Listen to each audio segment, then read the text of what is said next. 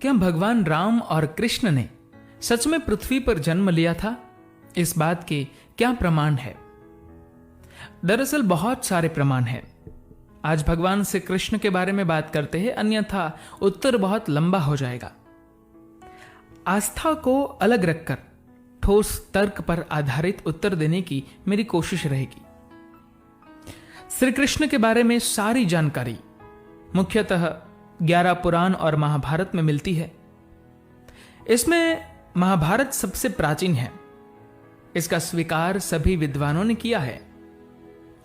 अभी जो महाभारत की मूल प्रति मानी जाती है वो लगभग 2000 वर्ष पुरानी है।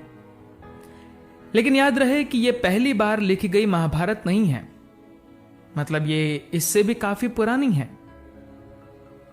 डॉक्टर राधाकृष्णन ने अपने ग्रंथ भारतीय दर्शन भाग 1 में उपनिषदों के रचना काल के विषय में यह मत व्यक्त किया है कि जिन उपनिषदों पर शंकराचार्य ने भाष्य किया है वे ही सबसे प्राचीन और अत्यंत प्रामाणिक है। इस श्रेणी में आता है छांदोग्य उपनिषद। यह लगभग 3000 साल पुराना है। इसमें हमें भगवान श्री कृष्ण का स्पष्ट संदर्भ मिलता है।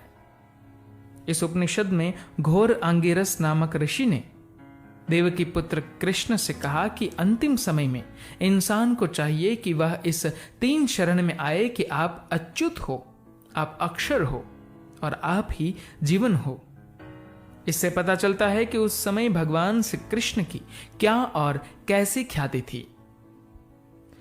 छांदोग्य उपनिषद के लगभग 200 साल बाद यास्काचार्य ने वेदों के मुश्किल शब्दों को समझाने के लिए निघंटु नाम से ग्रंथ लिखा, जिससे हमें कृष्ण और श्यामंतक मणि की विख्यात कहानी बताई गई है।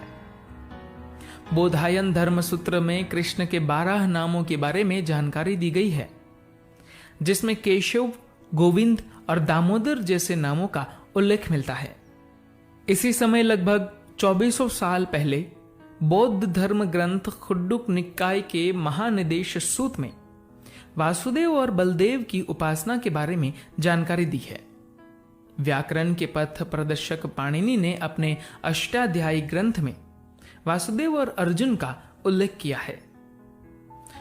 मौर्य सम्राट चंद्रगुप्त के दरबार में 12 साल गुजारने वाले मेगास्थनीस ने अपनी इंडिका में मथुरा के कृष्ण की हो रही पूजा के बारे में बताया है। उसके कुछ पहले सिकंदर के साथ भारत आए रोमन इतिहासकार क्विंटस कर्टिस ने लिखा है कि पौरव वंशी राजा के सैनिक कृष्ण को देवता मानते थे। कौटिल्य ने अपने अर्थशास्त्र में कृष्ण और कंस दोनों का जिक्र करते हुए महत्वपूर्ण बात बताई है। मंत्रों और औषधों के पाठ में इंसान को कैसे नींद में डाल दिया जाए उस बात को समझाने के लिए कृष्ण ने कंस के साथ जो किया था ऐसा उदाहरण दिया गया है। पतंजलि ने भी अपनी विख्यात किताब महाभाष्य में जगह जगह कृष्ण कथा के उल्लेख किए हैं। अब कुछ अभिलेखों के बारे में जानते हैं।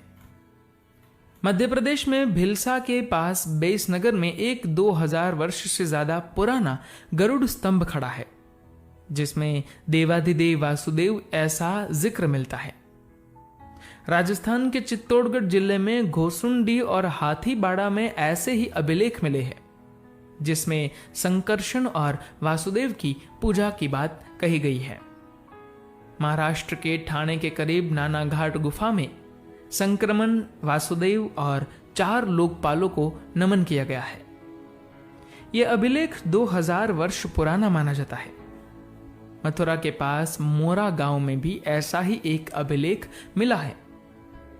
ऐसे और भी कई अभिलेख मिले हैं। कृष्ण जीवन के सारे महत्वपूर्ण भौगोलिक स्थान आपको मिल जाते हैं। मथुरा, कुरुक्षेत्र, द्वारिका इत्यादि। द्वारिका में तो काफी खोज कार्य हो रहा है और पुरातत्व विभाग को काफी सारे प्रमाण भी मिले हैं।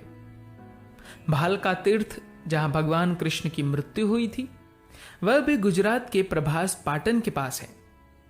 समुद्र के नजदीक जिसका वर्णन शास्त्रों में ठीक वैसा ही किया गया है। कृष्ण की कठिन यात्राओं का जो वर्णन किया गया है वह भी भौगोलिक दृष्टि से बिल्कुल सही बैठता है।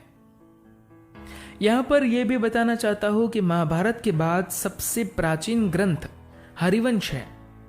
ये पुराण आपको कृष्ण के बाल्यकाल से लेकर पुख्त वय के कृष्ण की कथा बताती है। हरिवंश के बाद विष्णु पुराण में महाभारत को छोड़ कृष्ण की सारी कहानी बताई गई है। कृष्ण के बारे में 10वीं शताब्दी में भागवत कथा आती है जो कृष्ण की कहानी का रुख थोड़ा बदलती है, हालांकि कहानी वही है। आखिर में मैं यही कहूंगा कि कृष्ण कथा के पुरातत्वीय और साहित्यिक उल्लेख इतने विपुल मात्रा में उपलब्ध है कि जितना लिखे जगह कम पड़ जाएगी। धन्यवाद।